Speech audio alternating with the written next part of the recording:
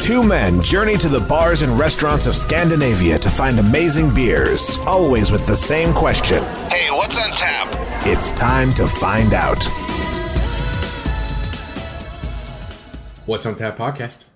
Coming to you live, episode Number 200. Yes. 200. Yeah. Yeah. It's like 2.5 years, 300 episodes, 200 episodes. 2.5 years of shenanigans. Shenanigans, hijinks, Yeah. all sorts of tomfoolery, as it were.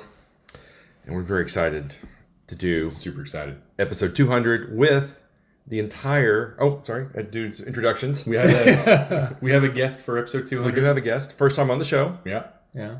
Andreas? Andreas. Yeah. Welcome, Andreas. Thank you. How do you feel? Oh, it's really good. Nice. Yeah. Excellent. All right. So, Are you excited about the lineup today? Yeah, really excited. It looks really good. Wonderful. What's your to get some criteria here of your interest in beer? What's your favorite beer? Oh, you know, actually, when we talked about that one last time, I was in there and I find it really hard to just name just one beer that I really like. How about a style? A style. Well, at the moment, all the NEPAs and stuff like that are real good. Yeah. Otherwise, I'm actually going a little bit back to pale ale. Yeah. Okay. Because there's been too much of the IPAs. Super hoppy stuff. Yeah. Otherwise, hoppy flavor and sour ale is something that I've been going a little bit up and down because it's been too much. So it's the same there, but I still enjoy it. And same with the girls as we have here tonight. All right. Oh, yeah. All right. Well, I think you're qualified to be on the show then. You made the cut. Yep. All right. So today we have the entire Mr. series from 2019 edition. Yes. With a wide variety of styles and flavors. So it should be quite interesting. A lot of fun to cover all these 6 beers over the course of the next 10 minutes. There's probably going to be a longer episode. Yeah. We're on the push. We can do this. I believe in you. Well, we can. But... No, it's going to be much longer than that. Yeah.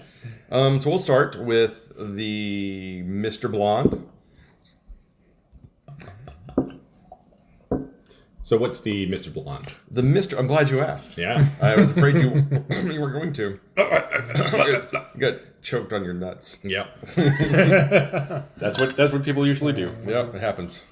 Happens to the best of you. We've all been there. Yep. So the Mr. Blonde is a gose with cucumber, lime, and black pepper. Cool as a cucumber, this tart and citrusy gose keeps things refreshing and spicy. It smells freaking fantastic. Yeah. Smells really fresh and light. What's the ABV on this? It is 5%. Cool. So not a huge ABV. The smell actually reminds me a bit of the Brewery did a cucumber. I can't remember if that was a gose as well or if it's one of their sours, but it was a special that they made for Man in the Moon pub in Stockholm. Yeah? It's called like, I can't remember the name of it. It's a weird name for a beer. Sickwick or something like that. Okay. It's also a weird name for a beer. Yeah, it is. But yeah, that one, I remember I had that in probably like 2013 or 2014. It was incredibly hot up in Stockholm. Just sitting outside and had that. It was just beautiful on a hot summer's day. Okay. The smell of this reminds me of that one. All right. Well, cheers, guys. All right. Yeah. Cheers. Cheers.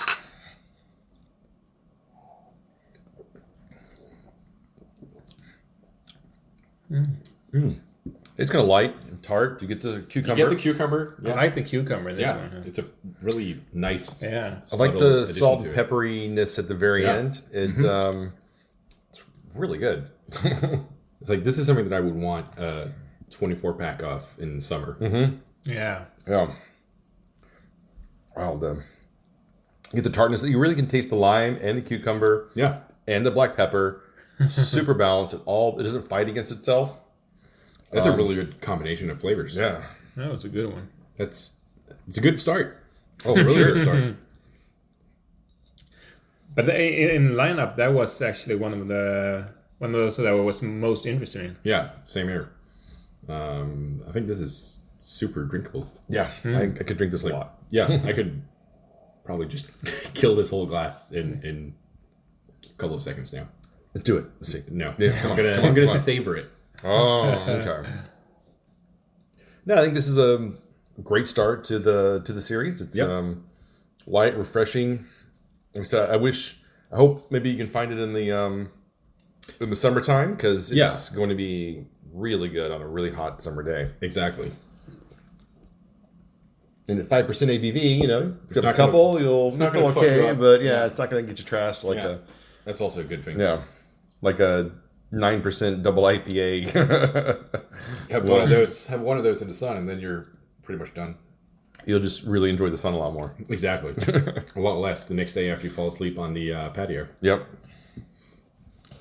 Nice. Well, that's a perfect start to this series. So what would you... Are we going to rate this now? We haven't say, what would you rate that? Yeah. I really enjoy this, so I'm actually going to go quite high on this one. I'm going to probably go 4.5. Okay. Wow, you did like that. Yeah. That's always a magical number to go over 4. Yeah. It's like 4.25, 4.5. Mm-hmm. All right, and what do you feel like? I really enjoyed it. When you sip it a couple more times, you get some. You don't get those clear flavors.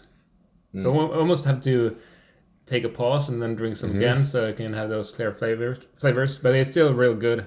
I would say 4.25 would be nice. Yeah, I'm also going to go 4.25. Yeah. I think it's outstanding. Yeah. Okay. I really would like this in like half-liter cans. Yeah. Like that would be perfect for summer. Yeah, Yeah, it would be a lot. I think they do have liter cans as well. That would be excellent. Yeah. it would be dangerous too. Dangerously delicious. Dangerously delicious. Yeah. So next up, we have Mr. White. Yeah. Double dry hopped pale ale with jasmine blossoms. It says warm fragrant swells of jasmine blossom meet the citrusy characters of Citra and Amarillo hops, resonating that first glow of spring after a long cold winter. No. And since it just turned spring, Perfect drink for this is the right time for it. And it comes in at 5.6% ABV. 5.6? Yep. Cool. It smells good. Get the jasmine-y perfuminess on it. Yeah, exactly. It smells very perfumey. I don't know if I like the perfumey smell. I can't really decide yet. I gotta try again. Yeah, it's. I think it'll really depend on the mouth, how it tastes, if it comes off as a perfume bomb or not. Yeah. I think It took some time before I could get the perfume in. Yeah. It's got like a amber. I had to stick my slightly nose cloudy. really far down into the glass before I got it. Luckily, I have a big nose, so yeah. Wasn't that far to go into the glass? Is what you're saying? You can pretty much sip that thing through your nose. Yeah. There was got like slight amberish color, bit cloudy. Really, really tiny bubbles in it. I know. I like the when you agitate it, it just Frosts up frosts really right up. nicely. It's a nice head on it. It's a very beautiful beer. All right, just taste this bad boy. Cheers. It's very light. It's a little bitter. It was lighter bodied than I anticipated. Much lighter. Yeah. And yeah, it does have quite a bitter kick to it. Yeah, it's very much in the pale ale kind of more traditional than I was expecting, actually. I don't really get much citrusiness from it. I almost forgot that it was citrus in it too. Yeah.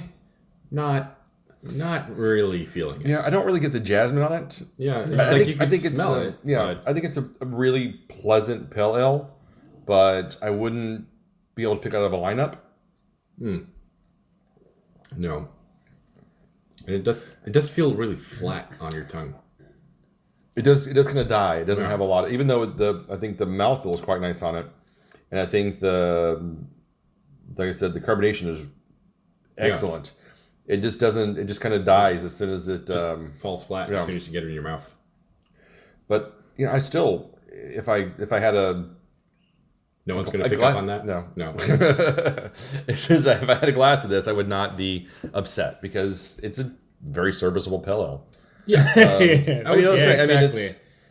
I wouldn't say it's a pale ale that stands out from the crowd that much. Exactly. It's like a run-of-the-mill, pretty nice standard pale ale. Yeah, because it's really good. So it's not anything wrong with it. It's extremely drinkable. Yeah. I mean, it's very, very easy to drink. It's gone. So just say it all. That's what I like about it. It was like, oh, they could just drink this like water. It was really nice and refreshing.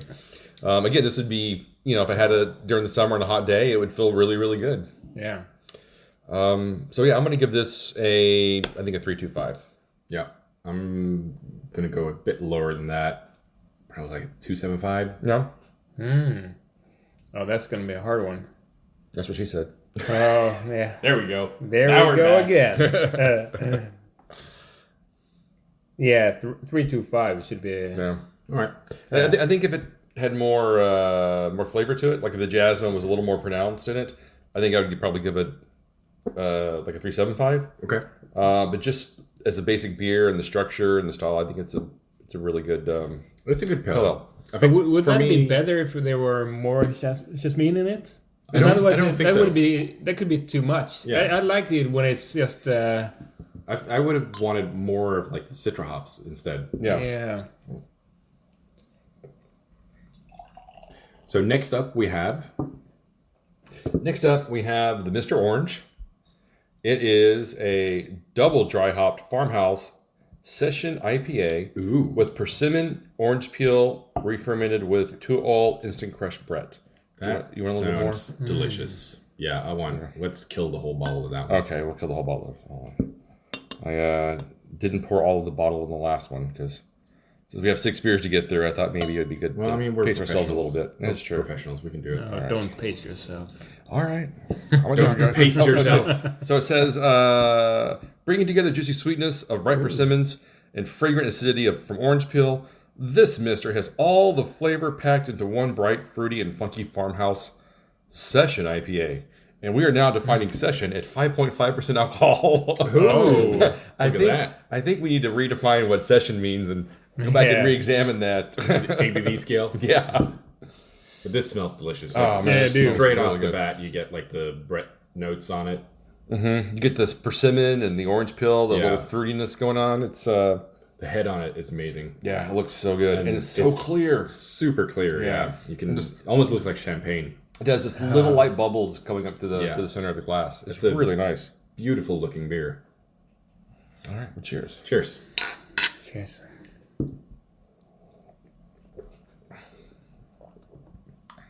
Oh yeah.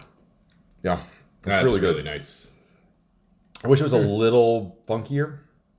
I wish it had like a bit more of like spritzy carbonation on the tongue. But I mean, if you look at the head on the glass, it's a very dense, kind of creamy head to it. Which is like when you as soon as you get it in your mouth, it doesn't like you want it to kind of like sparkle and glisten, kind of. Exactly. Yeah. That's what I'm looking for. Yeah.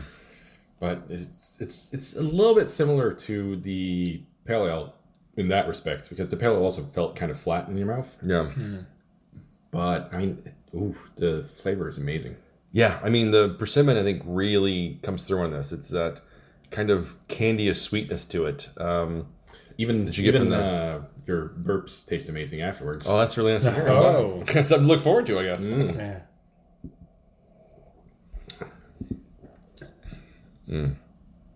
All right. The burps are more fruitier. Yeah, it's a little fruity on second try. It's like, it gives you fruity burps. That's nice. It's always a plus. All right. So, how do you feel about Mr. Orange? I mean, being a Brett IPA, from 2L especially, I think I expected a little bit more. I expected more Brett, honestly, because they do a lot of really great Brett beers.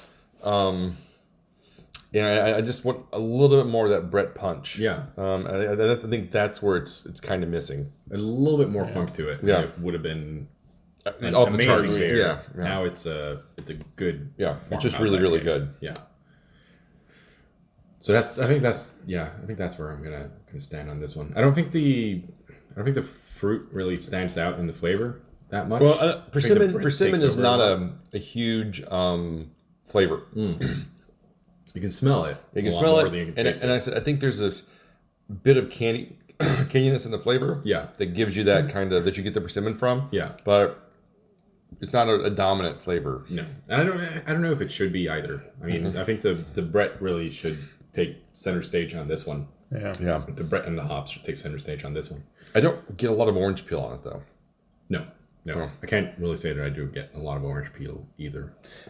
But by the way, when we talked about this before, we discussed kind of that there was lots of ingredients that could be too much. Yeah. So in that way, it's actually kind of good that it don't take over all the flavor. That's true. So, so that's nice in that way. But at the same time, that one didn't. I didn't get, as you say, the orange peel. And, Yeah, Yeah. you can smell it, but in the taste, it's just. doesn't exist. Yeah. I think the next one's going to be the real kind of flavor bomb. It's got some pretty dominant adjuncts in it. Ooh. So we'll. Stay tuned for that one. I know. It's coming up in about 5 seconds. Exactly. All right. So what would we rate this? Rating-wise? Yeah, rating wise. Are you going to start on this one? Sure. I'm going to give it, I think, a 3. And I'm going to go with 325 with this one. I'm also going to go 325 on this. 325. All right.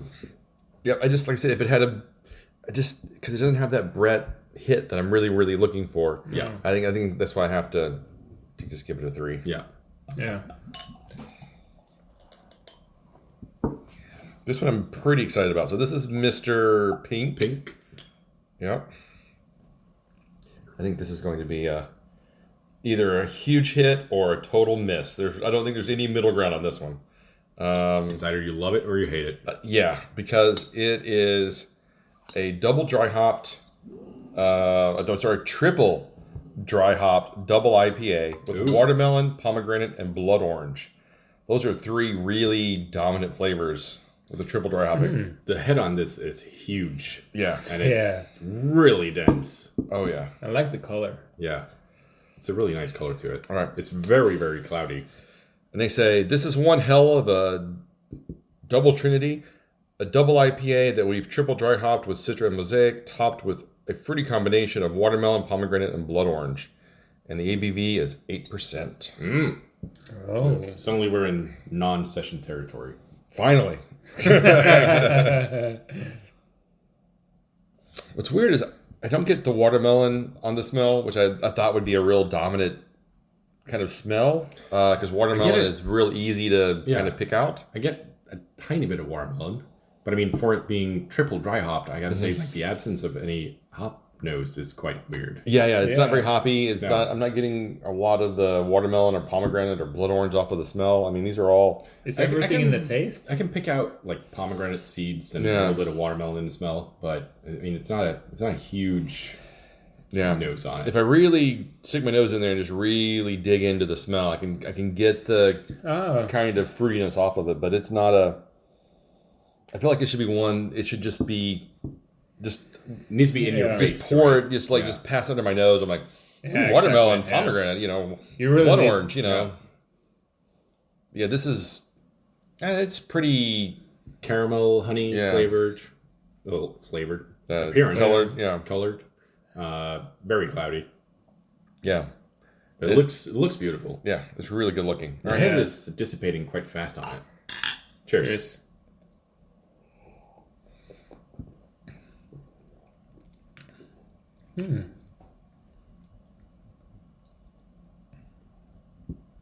Gets almost a little bit of like a sour tinge to it, probably from the pomegranate seeds. I would say between the pomegranate and the blood orange. Yeah, we're definitely getting that kind of a tartness to it. Yeah, like a citric kind of feel to it. The aftertaste is I don't know if it's a pomegranate or or maybe it's both pomegranate Could and be the combination. Yeah. But I don't know if I like the aftertaste. No. It's quite unpleasant. I kind of like the aftertaste, actually. But I'm missing... I was really expecting a lot more watermelon. I'm kind of missing the watermelon entirely, and I'm very disappointed by that. I was expecting a lot more hops. Oh, yeah, there's the hops of is really, really buried. It's not even there. No, not even there. No. Yeah. Yeah. That's a little bit A weird. pomegranate is something that I have a hard time for. I don't know. It's something. It's the sweetness in it that tastes kind of weird sometimes. Yeah. Yeah. The fucking seeds get in your teeth. Yeah, that too. Goddamn assholes. Yeah, pomegranate. Just the Fucking dicks. assholes of the fruit world. I gotta say, I don't think this was a huge hit. No. Yeah, for all the adjectives they put on the label, I don't feel like it really delivers on hardly any of them. No. Especially the triple dry hopping. I was expecting just a huge hoppy kind of aroma and flavor, and maybe even a little hot burn from it. But there's just none just of that. missing all of that. I don't get the... But you don't notice it's, what was it, 8%? No. Yeah. Yeah, No, you that's don't notice the something- ABV. Yeah. Yeah. That's something you don't notice. Yeah. It's not. It doesn't have any like alcohol burn or alcohol taste to it. No. So that's a plus. Yeah, you gotta say. Yeah. Yeah, it's very, very easy to drink. Yeah. But it almost feels like a higher ABV version of the pale ale that we had before. Yeah. A little bit, in my opinion. Or almost a higher ABV version of the farmhouse. Yeah. I mean, it just feels like a slightly boozier version of that. But again, it doesn't have a huge boozy nose to it. But it doesn't have any Brett either, so. No. But then again, I don't know that the Mr. Orange had that much bread either, so... That's true. No. Well, I mean, we've had one huge hit so far. Well, none of them have been a huge miss. No. Like, No. I remember I'm not when we saying had it's the Mrs. Pink from the Mrs. series was a... I think it was like a beet IPA or something, and it was not... Not very big. It was not good. It was a real unpleasant experience. Yeah. A couple of those were actually pretty bad, but I would say all of so far, none of them. I mean, one of them has been really enjoyable, and the other ones have been kind of like in that middle ground of murkiness. Murkiness. Mercus, yeah. Well, murkiness of like indistinguishable. Like if you were to put all three, if you were to blindfold me and I tried all three of these, I would have probably a hard time going, oh, that was the one with pomegranate, watermelon, blood orange. Yeah. And that one had Brett, and then that one had jasmine. I mean, The Brett one you could pick out because I mean, it's you a could little, taste it's a little bit, yeah. It's a But it little wasn't different. that much. It wasn't that much, but you could really tell that there was Brett in it. But I gotta say, like the only one that stands out for me as a really excellent one so far is the first one, the gose with cucumber. Yeah, that lime. one was really good. That one was. But actually, when I'm just thinking back to the other, the white Miss White with jasmine bloom. Yeah. I mean it wasn't something that stood out, but it was really nice and what do you say, round flavor. Yeah.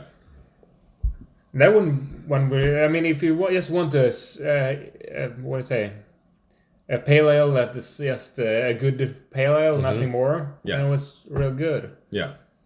No, I agree. I think that was just a nice pillow. Yeah. Yeah. It's pillow, and it's got a slight. There's like a bit of a hint of the jasmine in it, but it's not. It's not going to become overly perfumey. It just gives you that little sweetness to it, and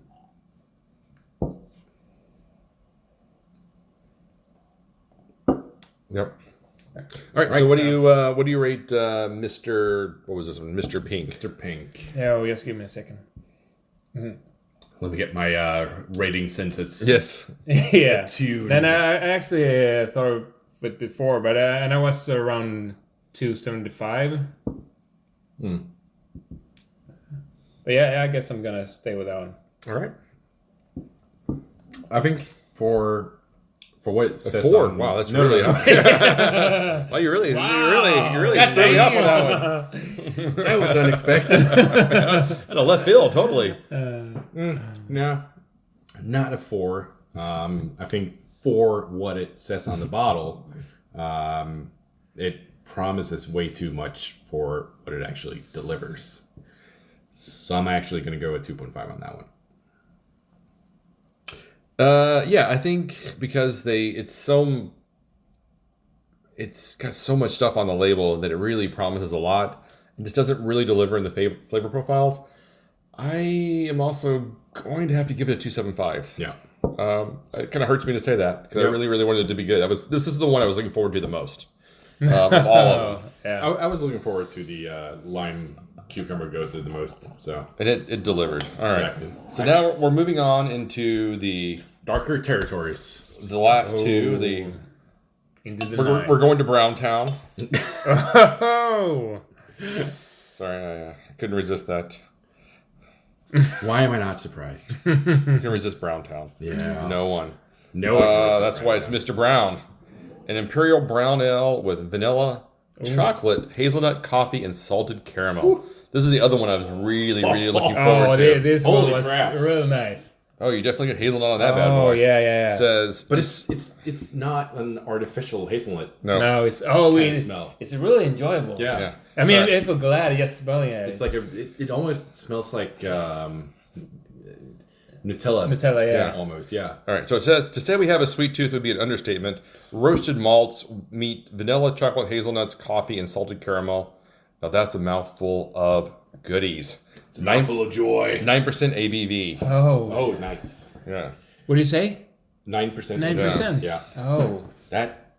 That's probably the best smelling one of the lot so far. Yeah, I'm definitely getting the chocolate and vanilla and hazelnut. I'm not getting much coffee, but who cares? Yeah. Honestly. Honestly, fuck coffee in this one. It does not matter. Like when it smells like this. Yeah. It's Nutella is Cheers, guys. Yeah, Cheers. You get the hazelnut up front, and then when you take your nose away from the glass, you get the chocolate aromas kind of complement the hazelnuttiness of it. That is fucking delicious. You get the coffee. You get like a slight bitterness from the coffee in the smell or in the taste. Oh. And you get like that fucking sweet Nutella aftertaste, just like... I like the freshness of it. Because you when you smell it, you think it's going to be kind of a little bit more thick. Yeah. It's really fresh. And this is my favorite one of the bunch so far. It's so light. That's what's so crazy about it. There's so much flavor, and it's so light. Yeah. It's not a huge... It's incredibly drinkable for 9%. Yeah. That's it amazing. is not a thick beer in any way whatsoever. No. It is... But it's got a great mouthfeel to it anyway. Yeah. It's like it's just velvety smooth. Yeah. So good. And then the residual flavors just keep getting... I was like... chocolate and coffee and the roasty bitterness of it all. And then you get like the slight heat, the slight hazelnuttiness. Oh, it's so good. This is amazing. This is a really good beer. Yeah. You can taste it a long time after. Yeah. Too. I mean, it's you just have to take a sip and then just enjoy it for a while. It's almost like the after flavors are so rewarding. You're kind of like, you breathe in and you hit the oxygen hits your tongue and it reactivates different sensors and you're kind of like, that's so good. Yeah. And then you're like, I need one more drink of this. It's like you can actually enjoy one sip of it for probably like 5 or 10 minutes. Yeah. Without having another sip. Yeah. I mean, you could really luxuriate over this beer in a way that I can't say I've had in quite some time. And the cool thing about it is as well, I mean, when I heard the description for it, I think my initial thought was, oh, this is going to be a pastry brown ale. Mm-hmm. But it's definitely not. Like, it doesn't have any artificial flavors at all. It's just incredibly freaking delicious. Yeah. You definitely get this, like, it feels like just raw hazelnut. Yeah. But you also, like, as soon as you have it, it's a ton of hazelnut. It's like a hazelnut punch to the face. But then after a while, like the hazelnut kind of subsides a bit. Mm-hmm. The vanilla and like the chocolate flavors and the coffee flavors come out to play a little bit. It's a pretty amazing, like how it changes after, like the aftertaste, how that changes with time. I guess sit and smell it too. For me, I just can't get over the mouthfeel. Yeah. It's just so smooth and light, and like with all of that flavor, you would think it's just going to be, like I said, a pastry brown ale, but it's not. It's just super, super light and refreshing and very easy to drink. Yeah. Actually, the reason why I don't really like pastries is that it's too sweet and too thick. Yeah. And I like this that it's so light and fresh in taste, even though it's those pastry flavors. Yeah. But this one has like the perfect balance between like the sweet flavors and the roasted malts and like the roasted character of the coffee. So I mean, even if we don't get coffee like a predominant like flavor or smell, I'm guessing the coffee is used to like balance up the sweetness of that beer from the other ingredients. So it's like together, like the coffee and the roasted malts balance out the roastedness and the bitterness of the beer together, combined with the sweet flavors of the hazelnut and the vanilla, and it just works super well. Yeah, I was gonna say you can really feel that the roasted malts are there. They're not hidden. They're not disguised as something else. Yeah. And that's a good thing. Yeah. Like, I mean, because all of the freaking imperial stouts with like these pastry stouts, which I really don't like to begin with. Since when? When is this? Is the new thing? You've become anti-pastry exactly. stouts? Since it's like Since forever. Since like with 6 weeks ago or something like. Because I've never. you've stouts. been a big pastry stout. No, I am not. Come on. Right. Because Because you know what? Prairie Artisan doesn't make pastry stouts, and you love that shit. They don't do pastry stouts. They've done some pastry stouts. Yeah, but I haven't like the birthday bomb was total fucking ass. That was a shit beer. Like that was not up to like Prairie's bomb standards at all. No, it wasn't. Now The he's last back one to was the pretty angry bad. driver again. Yeah. Exactly. Yeah. It's like this is my Who driving fucks with me? aggro. Yeah. It's driving aggro coming out. Yeah. Now. I'm a very good driver. I'm very patient with my fellow human beings. That's just something a very good driver always says. I'm a very good driver. Well, Yeah. of course you are, sweetie. We know. I'm very patient with my fellow human beings. Not. But yeah, this is a great beer. I like this a lot. I'm gonna adjust my cucumber gose Down. score to 4.25, and I'm gonna go 4.5 on this. All right. I'm going to go 4.5 on this as well. I think it's excellent. Almost 4.75. It really just does some amazing stuff. Yeah. I'm really excited about this. What does it miss? Well, I mean, it's... Why isn't it 5? Because I think you could barrel age this and make it just a little bit better. That's why. That's why. Like it's an excellent beer. But I think like if you put this like just barrel age this for like just a little bit on some. Put this on a barrel for like 6 months to a year. This is going to be fucking amazing. Exactly. Yeah. Then it's just going to be like, whoa. Fucking put this on a Islay whiskey barrel. Fucking hell. Well, it's going to be a 4.5 for me too. Yeah. No, I think it's a great beer. Nothing less, at least. Yeah, exactly. I think like the one thing would be the hazelnut comes off as really, really predominant at first, but it kind of settles out quite fast. All right. Well, our last beer of the Mr. series is Mr. Blue. And in the past, this has not been a stout. It's been, I think it was a blueberry Brett. Yeah. And then it was, wow, I can smell the berries. Smell the berries from here. You can see the blueberry. No, it's black currant. Oh, black. Yeah, you can. But they're the same color. It's purple. I mean, the foam on this thing is purple. It is crazy. It's a brownish purple. And this was the one I had the most. It's very chocolate. Trepidations towards. I was very nervous about the black. Trepidations mean? Nervous and hesitant of. Yeah. Because I didn't the black currant and the stout, and I'm not a huge like blueberry stout fan, and I haven't been a huge. Quit tongue in the glass, man. You look so proud and so pleased with yourself. I am. Anyway, so it says this year's Mr. Blue has truly turned to the dark side. Dark roasted malts merge with tart black currants to create a rich and decadent imperial black currant stout, coming in at 10.1% ABV. 10.1. Yeah. 10.1, son. Boom. All right. Wow, you get just tons of chocolate and black currants off of this. It's almost like the milk chocolate candy bar. Yeah, like the Marabou. Yeah. Exactly, that's what I'm thinking of. We thought that this was the right way to drink them, but I mean, if you think about the last one, how much that smell? I mean, this one doesn't smell that much, so it feels like you're taking a. We should probably switch those last two around. No, but I mean, we haven't drank it, so I mean, it's still much thicker. I get a lot of berry off of this. I get tons of blackcurrant. I don't think it smells less. I think it's just different. Yeah. All right. What? No. Okay. I'm not going to go there. Cheers. Cheers. Yep. Holy crap. Oh, the smell. That's almost like Tartar Darkness. Yeah. That's what's so surprising. It's like the brewery Tartar Darkness. It's well, I mean, it's not as sour. Oh, that was. Darkness, but it's edging towards that. And that is. And it's more and more after you take a sip. Yeah. Yeah.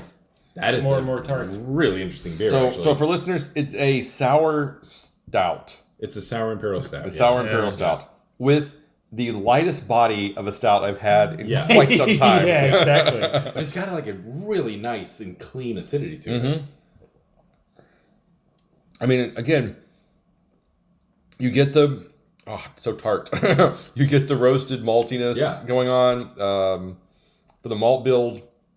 You get this crazy, like refreshing cleanness to it, and then it's just punch in the mouth sour. Yeah. It kind of really punching the it fucks with your head a little bit as well, because when you smell it, it smells like really sweet, like a candy bar. And then as soon as you like taste it, it just puckers up your whole mouth. It really does. It was hard to talk this thing because I was like fighting my tongue from so tart. Wow, that's really impressive. That's also really good. Yeah. But I mean, that's also like, I mean, we've discussed this before as well. I mean, dark beers is where 2L really, really shines. Really? That's where you're gonna go? Dark beers is where 2L really, really shines? Well, because we always go. We usually say like they're sours. I know. Or is there like? But I'm not finished yet. All right. And then when you have their sours, like the Ghost to Hollywood, like the Berlin of Ice and all that stuff. Yeah. And their Sir series. Exactly. Yeah. Yeah. I mean, all of those are amazing as well. Which is also like, I mean, what we're seeing here is that the double IPA and the pale ale and the Brett IPA were well, I mean, they were okay. Yeah. And the gose, the sour stout, and the imperial brown ale were absolutely amazing. Yeah. Yeah. I mean, this stout, I don't think I've had a sour stout from 2L before. No, definitely not. And I mean, this brings like their, at least in my opinion, their two best like categories into one beer, and it's just even more delicious. Yeah. But for me, for me, this is a little bit too sour. Yeah. I mean, if it just, I don't know, it takes over too much. No, I can definitely see that. I mean, I'm not going to argue that point at all. It is aggressively sour. Yeah. And if you do not like that in a stout or just in beer in general, you're going to hate this. You're going to be like, this is horrible. But if you're someone that can appreciate the roasty maltiness of the stout combined with that punch in the face tartness, I think you're really going to enjoy this beer. Yeah. This is not one for everyone, but the people that enjoy this style are going to be very, very happy. I also think we need to say that, like, for these last two, it's like I probably would not have a whole bottle of it by myself. It's something that you need to share with at least like 2 or 3 people. I could sip on a Mr. Brown over the course of an hour. It's not going to get worse with temperature either. No. So I mean that one would probably work if you span it out over a while. But yeah, the Mr. Blue, I feel like that's going to get harsh after a while. The fact that we're sharing it amongst 3 people or even 2 people is about as much as you probably wanted this one. Yeah. All right, but I'm still really impressed by it. Ready to rate this one?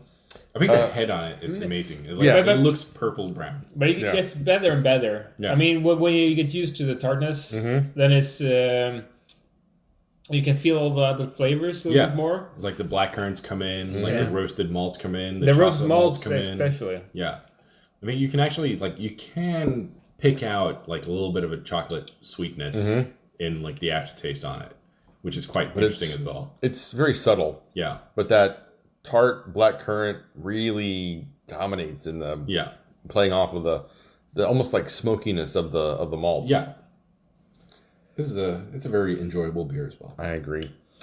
All right, what would you rate this? First. Yeah, Well, this one is a real hard one for me because I think that tartness is a little bit too much. Mm-hmm. I'm just gonna go with a 375 on this one. Yeah, still very respectable score. Matthias? I am gonna go a 4. All right. Because I still like, even with the argument that like they're bringing 2 of their best things together into one and it becomes delicious. Maybe, I mean, having had a few more sips, maybe I actually do prefer them like separate. Yeah. Yeah, but I mean, it's like what Andreas said. Like it becomes quite aggressive after a while, and it becomes quite hard to drink. It does. That's why it's so sexy. Oh. But yeah. So. I mean, compared to other beers, if there is a beer that's that has really much flavor or much tartness or something like that, then it might not be as enjoyable in the long run. Mm-hmm. Yeah. But this one actually is the opposite. That the more you drink it, the better it gets. Yeah. So. See, I'm going to go 4.25, Mm-hmm. and I think what I am learning about my taste in beers is that blackcurrant is the passion fruit of the berry world. That's actually And the reason I say this is if you have a beer and it's got something like stone fruit in it, like apricots or peaches or something, if you add a little passion fruit, it's going to pop that tartness of the stone fruit quite a bit. Yeah. And you're going to get an even more pronounced peach. And so instead of getting passion fruit flavor, you're getting actually more of those other flavors. right, you're gonna take that passion fruitiness and you're gonna ascribe it to peaches or apricots or whatever the other fruit essence is. Yeah. And I feel that like I keep getting a slight blueberry tinge to this. Yeah. And when I keep thinking, whenever I have a stout with blueberries, which I don't particularly care for because I think the blueberries are too subtle and they kind of fall apart it's pretty very easily. hard to get flavor out Right. of blueberries. I think if you made a blueberry stout and you just threw in some black currants, it would pop that blueberry and it would make it seem more blueberry even. Yeah. And it would give you a much more pronounced flavor to it, and you wouldn't really notice a black currant. You wouldn't notice a black currant. You would take those identifiers and you put it into the blueberry category, which is kind of how you mentally think a blueberry would taste anyway. Yeah. But but blueberries are very flavorly inert almost. That's really interesting, yeah. Because I think if you make like a blueberry muffin or a blueberry cake or something, you put lemon zest in it, which is a very citrusy essence, to make the blueberries taste more. Mm-hmm. So this is kind of the same thing. There's a lot of it's the same concept. In sour beer as well. zestiness to it from the black currant that I think if you made this again and you just did blueberries with an accent of black currant, I think the blueberries would just like explode. Yeah. So I figured that out today. Good for you. I think it's like a real eye opener there. It very excites me about this. But I'm going to go 4.25. Cool. Should we talk a little bit about what we're doing on the 11th of April? We can talk about that if you want. Yeah. Okay. Because this episode is coming out before that, right? It's coming out. We're recording this on Friday and it comes out on Thursday. Yeah. So next week. So it's like 2 weeks before. Yeah. Yeah. Yeah. So let's talk about that. All right. So, as you a couple of episodes ago, we talked to the Great Swedish Beer Festival, and what they do is they have the MMX Beer Club every once a month, leading up to the festival, and the MXX Beer Club. MMX. So it's like MMX. Malmo Beer Club. Yeah, Malmo Beer Club. So what it is as they discussed in the interview, they have this kind of a consortium of local brewers that they have been talking to build connections and understand, what's the best way to put on this festival, what are brewers like, how can we make this interesting and attract people.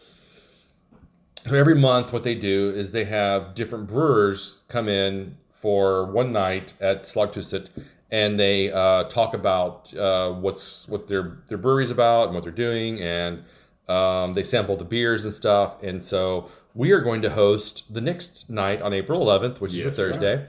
And there's going to be three brewers. Yep. It's Bräckeriet, Yep. Cycle Pipes, Yep. and Jackdaw. Jackdaw is going to be there. Jackdaw. I mean, Jackdaw is from Uppsala. Yeah. So I think as I understand it, the interviews are going to be with Brickeriet, with Psychopipes, and with Constant Companion. Yeah. I'm guessing that Constant Companion maybe does the distribution for Jackdaw. Probably. Yeah. I'm not 100% certain on that one, though. But so, those are the free interviews that's going to be there. I think it's going to be a lot of fun. Yeah. So the event lasts from 5 to 9. Yeah.